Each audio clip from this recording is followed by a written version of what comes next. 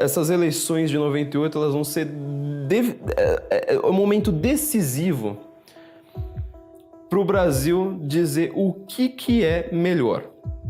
A privatização ou a estatização. Porque no final do primeiro mandato de Fernando Henrique Cardoso, ele faz uma coisa completamente a contragosto, mas que tinha a ver com o seu pensamento ali agora, com seus novos amiguinhos Tony Blair e Bill Clinton, que era a privatização, sobretudo, do sistema telefônico. Telesp, Telerge, assim por diante. Esse sistema inteiro ele é privatizado, ali no começo de 98. O discurso do PT foi mais do que apocalíptico, quer dizer, ele acreditava que o pobre não teria mais telefone. O problema era, o pobre não tinha telefone. Era um discurso, era um não problema, uma coisa na qual o PT é hiper especialista até hoje. Ele cria um não problema, como por exemplo hoje a desigualdade salarial entre homens e mulheres. Não existe nenhuma mulher em nenhum cargo deste país que ela fala assim, olha, eu tô aqui na mesma função, no mesmo cargo que um colega e eu recebo menos do que ele. Nenhuma, não existe isso. A lei não permite isso. Mas ele tá lá falando o tempo todo disso. Naquela época ele fez a mesma coisa, ele criou um não problema. Ele falou assim, nossa, o pobre não vai ter telefone. Mas o pobre não tinha telefone.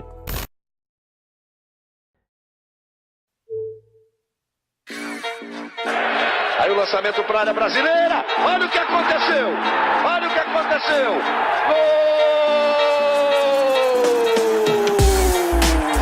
Zidane! Vem aí novas medidas para combater o nosso vergonhoso déficit público, que cresce como uma bola de neve. Essa reforma da Previdência não pode ser delongada, não pode demorar, porque ela ajuda a consolidação da economia brasileira. Depois de 4 anos de governo FHC, o Brasil estava pronto para entrar em recessão.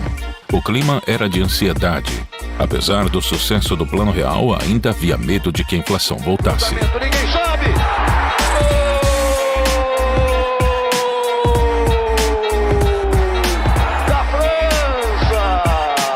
A batalha não seria entre candidatos, mas entre a crise e o real. A população ia eleger o candidato que passasse credibilidade e capacidade de lidar com a recessão.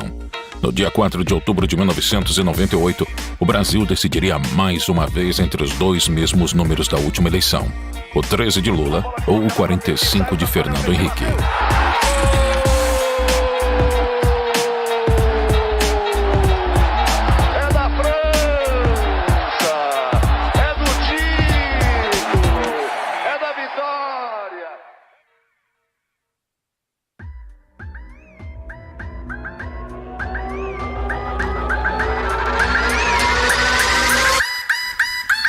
Prometo manter, defender e cumprir a Constituição.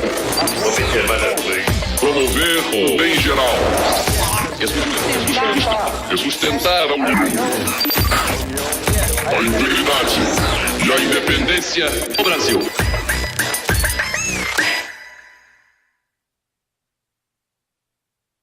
A declaração é do presidente Fernando Henrique Cardoso e foi feita no primeiro dia da visita dele à Suíça.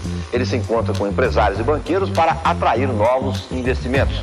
O principal compromisso do presidente será o Fórum Econômico Mundial na cidade de Davos. Durante os 4 anos do governo de Fernando Henrique, a inflação foi controlada. Empresas de outros países investiam no Brasil e estatais foram privatizadas. Apesar da confiança no real ser baixa, o Brasil parecia estar respirando. O presidente Fernando Henrique fala com otimismo sobre o futuro. Diz que o país está conseguindo driblar os efeitos da crise da Ásia. Entretanto, essa prosperidade era artificial. Para controlar a inflação, Fernando Henrique prometeu conter os gastos do governo, mas não cumpriu. Gastou mais do que poderia e endividou o Estado brasileiro. O resultado dessa brincadeira foi o aumento de real circulando na economia. A partir daí, a FHC tentou controlar a inflação através do câmbio, forçando uma igualdade entre o preço do real e do dólar. Só que para manter essa igualdade, ele precisava vender dólares, e para vender dólares era preciso ter uma reserva da moeda americana no Banco Central. Essa reserva de dólares era a chave para a estabilidade econômica. Queimar as reservas mantinha o real estável e garantia a confiança dos brasileiros. Mas manter essas reservas também era importante para que os investidores estrangeiros e seus dólares permanecessem no país. No meio de toda essa instabilidade, a situação econômica brasileira foi agravada pelas crises mexicana, asiática e russa. O problema, segundo os analistas, é que o olho do furacão está na Rússia e na Ásia. Mas os investidores estrangeiros parecem enxergar a instabilidade no Brasil com os mesmos olhos que examinam a fragilidade econômica da Rússia e da Ásia. E era nessa crise que PT e PSDB disputariam a presidência do país.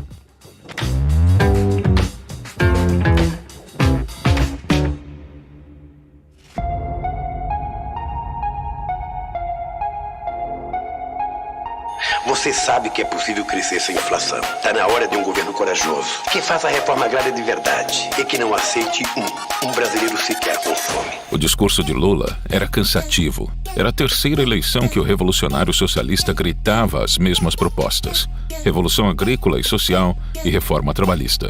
E dessa vez, Brizola, seu antigo adversário, estava do seu lado concorrendo a vice-presidente. Fernando Henrique usou mais uma vez o Plano Real como carro-chefe de sua campanha. Para ele, a fuga de dólares e a recessão brasileira eram em decorrência da crise internacional. É um problema sério e que se agravou bastante por causa da crise da Ásia. Até a crise da Ásia, outubro do ano passado, nós estávamos vendo o Brasil com 4% de crescimento, economia estável na moeda. Os eleitores temiam que a crise significasse a volta da inflação e clamavam pela permanência do presidente, já que ele havia demonstrado competência para terminar com a inflação em 94. Ciro Gomes corria por fora na terceira via, mas ele não teve espaço. Suas propostas focaram no desemprego e na mudança de estratégia para sair da recessão. Não entrou em grandes detalhes e ligou sua campanha à sua experiência administrativa em outros cargos políticos no Ceará. O padrão da eleição passada se repetiu: polarização entre PT e PSDB. Os candidatos do PT, Luiz Inácio Lula da Silva, e do PPS, Ciro Gomes, explicaram hoje em São Paulo por que consideram importante que a eleição para presidente tenha segundo turno.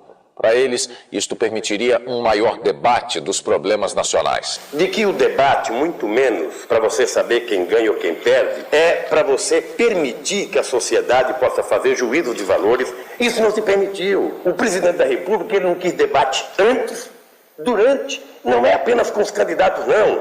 Ele não quis debate com a sociedade brasileira. Naquele ano não houve debate. FHC se recusou a participar das transmissões televisivas para dar atenção à crise econômica que ameaçava o país. E como a legislação eleitoral não permitia debate sem a participação de todos os candidatos, as campanhas de 98 se resumiam ao horário eleitoral gratuito. A estratégia de FHC deu resultado. Há 11 dias da eleição, o presidente Fernando Henrique adverte o país que vai tomar medidas duras. Num discurso de 20 minutos, hoje no Itamaraty, o presidente defendeu a reforma da Constituição e cortes nos gastos. O prejuízo tem de parar. O Estado tem de caber dentro dos recursos que a sociedade lhe dá e tem que utilizá-los da melhor forma possível. Ele foi o candidato que mais apareceu na mídia por ser o atual presidente e estar presente diariamente nos noticiários, enquanto os outros candidatos só apareciam no horário eleitoral. Enquanto o governo tem 10, eu que sou o segundo tenho 1, o Ciro que é o terceiro não tem nada, o Enéas desapareceu. Ou seja, é campanha de um candidato único. Foi uma corrida eleitoral sem grande cobertura da mídia, sem escândalos e sem surpresas. Todos queriam a reeleição. As pesquisas de intenção apontavam a vitória fácil de Fernando Henrique no primeiro turno. Vamos ver o desempenho dos candidatos nas outras pesquisas realizadas até agora. Veja, Fernando Henrique começou com 33, chegou a 49, 47 e voltou a 49. Lula partiu com 28, caiu para 21, subiu a 25 e agora tem 24. O voto nas próximas eleições. Quase 60 milhões de brasileiros votarão através da urna eletrônica. Vamos saber como? Primeiro você vota em deputado federal. Digite o número do candidato. 4 algarismos. Aparece na tela número, nome, voto e o partido. Você confirma o voto apertando a tecla verde. Depois deputado estadual. Em Brasília é deputado distrital. São 5 algarismos. Você tecla confirma. Tudo certo e você confirma. Tecla verde. Você votou e fortaleceu a democracia. Voto eletrônico.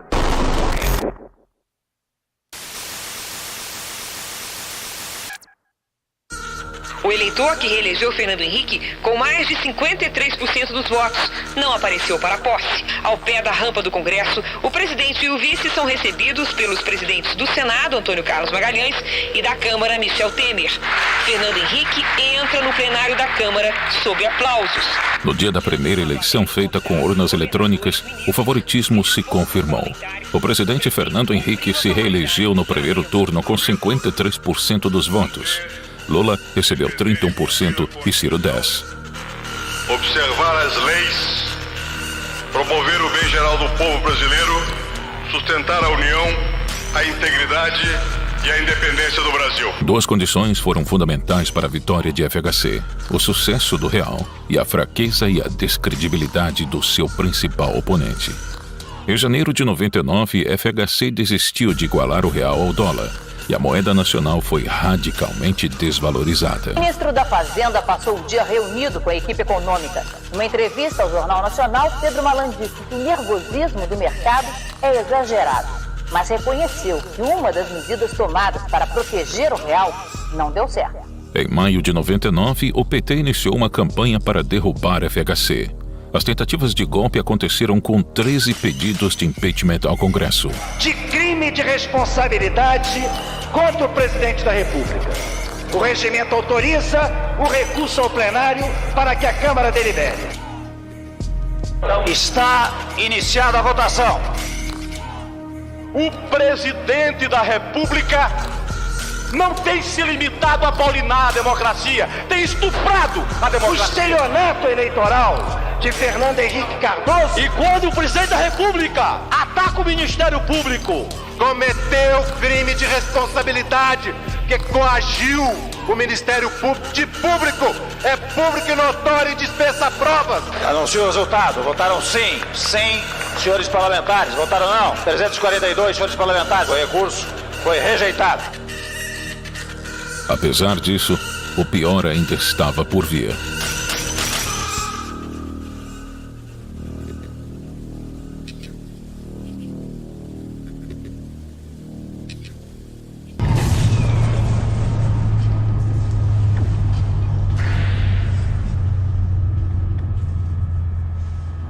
Na noite de quinta-feira do dia 11 de março de 1999, mais de 50 milhões de pessoas ficaram sem luz. Um problema na estação de Furnas, em Bauru, cortou a energia elétrica por 40 minutos nos estados de São Paulo, do Rio de Janeiro, Espírito Santo, Paraná, Santa Catarina, Rio Grande do Sul, Mato Grosso do Sul, Goiás, Minas Gerais e Acre, além do Distrito Federal. Até o Paraguai foi afetado. A hipótese de o problema ter sido provocado por um raio foi afastada depois de 6 meses de investigação. O blackout ocorreu por falhas no Operador Nacional do Sistema Elétrico, ONS. A falta de investimento no setor de energia obrigou a FHC a criar uma campanha de racionamento em 2001. O risco de novos apagões ameaçava o Brasil. Com esses números, o mês de julho não vai haver apagão. E se continuar assim, vamos superar essa crise sem nenhum apagão. Além da economia de energia, uma outra preocupação é com o nível dos reservatórios. De acordo com a Câmara de Gestão da Crise de Energia, o nível está um pouco acima do esperado pelo governo. E eu quero mesmo anunciar, em 2002, que nós superamos para sempre essa crise. Porque nós continuamos construindo, melhorando a nossa capacidade de produzir energia. Então vamos superar de uma vez por todas. Mas mesmo assim, no dia 21 de janeiro de 2002, o novo blackout atingiu 10 estados brasileiros. 1h35 da tarde, o começo de um dia de caos em São Paulo. As estações ficaram às escuras, os trens da CPTM e os trólebus também pararam. Resultado, fila para conseguir um ônibus. Com os semáforos apagados, o blackout provocou confusão também no trânsito.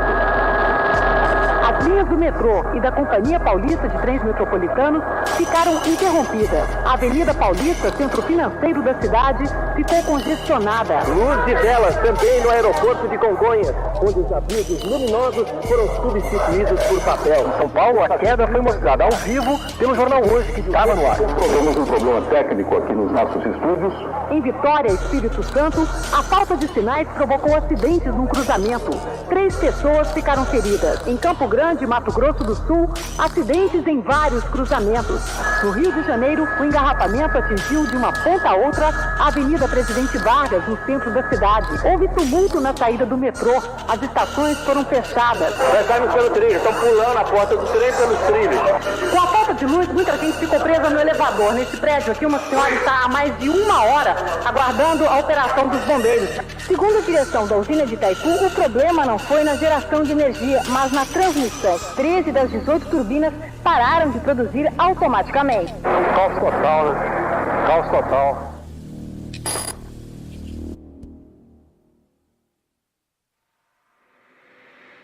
No segundo mandato de FHC, a recessão econômica se agravou com a crise mundial. O efeito dominó derruba os outros tigres, atinge o mundo inteiro. O real foi desvalorizado e a inflação ressurgiu, apesar de não alcançar os índices anteriores. O Brasil teve de recorrer ao FMI para conseguir empréstimos. Com a crise batendo na porta mais uma vez, a popularidade de Fernando Henrique diminuiu drasticamente e ele já não poderia concorrer novamente em 2002. FHC estava fora do jogo político. A esperança para 2002 tinha um novo nome.